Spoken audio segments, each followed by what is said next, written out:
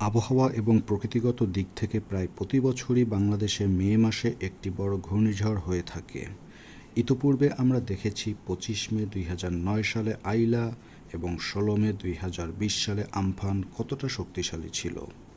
আবহাওয়া অফিসের বরাত থেকে জানা যায়, আগামী 25 মে নাগাদ ঘূর্ণিঝড় রেমাল উপকূলে আঘাত হানতে পারে। ওমানের নামকরণ করা এবারের ঘূর্ণিঝড় রেমাল শক্তিমত্তায় ছাড়িয়ে যাবে আইলা এবং আমফানকে, এমনটাই সন্দেহ করছেন আবহাওয়াবিদরা। সাধারণত সমুদ্রের নিম্নচাপ থেকে ঘূর্ণিঝড় সৃষ্টি হয়। গভীর সমুদ্রের পানির গড় তাপমাত্রা 26 ডিগ্রি সেলসিয়াস হলেই তা থেকে নিম্নচাপ সৃষ্টি হয় এবং এই নিম্নচাপ থেকেই তৈরি হয় ঘূর্ণিঝড়।